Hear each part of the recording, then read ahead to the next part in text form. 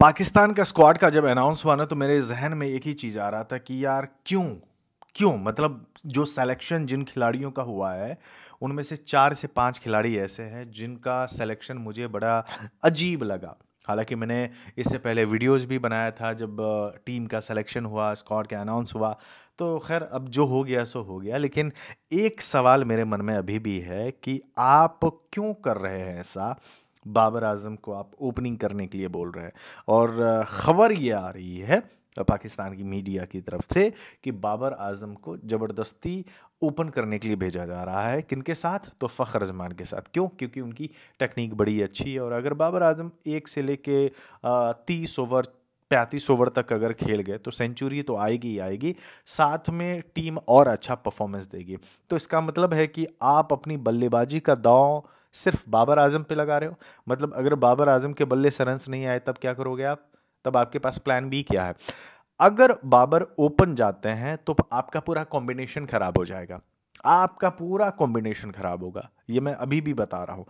बेहतर ये है, और एक चीज दिलचस्प ये भी है कि मोहम्मद रिजवान और आकिब जावेद ये दोनों कन्विंस कर रहे हैं बाबर को ओपन करने के लिए। आप ओपन करने के लिए जाइए, ठीक है, हो सकता है कि वो ओपन करने के लिए मान भी जाए, क्योंकि अब तक बाबर ने यही बोला है कि जो टीम की डिमांड होगी मैं वैसा ही करूंगा। शायद वो मान भी जाए, इतना ज्यादा आर्ग्यूमेंट करने वाला बंदा है भी नहीं, वो जो बोलता है वो चला ही जाता है। लेकिन क्या अगर बाबर के बल्ले से रन्स नहीं आया तब आप क्या करोगे? तब आपके पास प्लान बी क्या होने वाला है? मेरे ख्याल से साउथ शकील, जिन्होंने मतलब अभी बीच में उन्होंने कोई सीरीज खेला भी नहीं है वो बंदा, और आप बैकअप ओपनर के तौर पे साउथ शकील को लाए हो। आई डोंट नो, पता नहीं, क्योंकि जवाब तो होना चाहिए ना आपके पास कि मैं बैकअप ओपनर के तौर पे इसको लाया हूं, या फिर सैम अयूब को रिप्लेस अगर किसी खिलाड़ी ने किया है तो वो इसने किया है।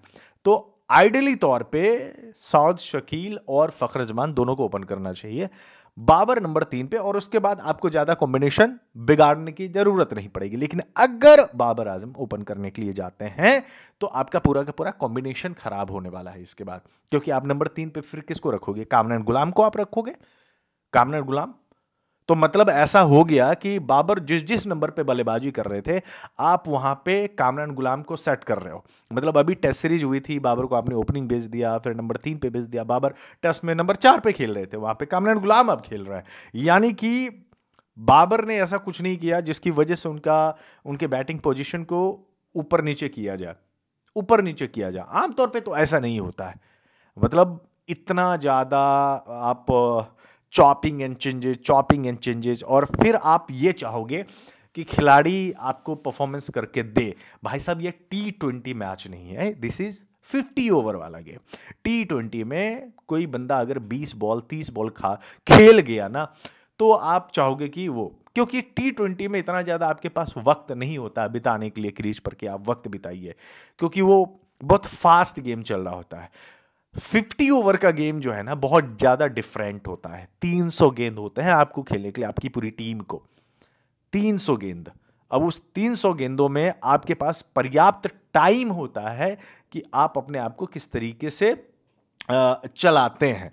और बाबर, जिनका एवरेज 3 नंबर पे 60 का है, 19 सेंचुरी उस खिलाड़ी ने बनाया है, ओपनिंग भी किया है 2 मैचों में। आई थिंक 23 रन बनाया था उन्होंने ओपनिंग में 2 मैचों में। इतना बढ़िया रिकॉर्ड नहीं है, तो आप उनको ऊपर भेज रहे हो।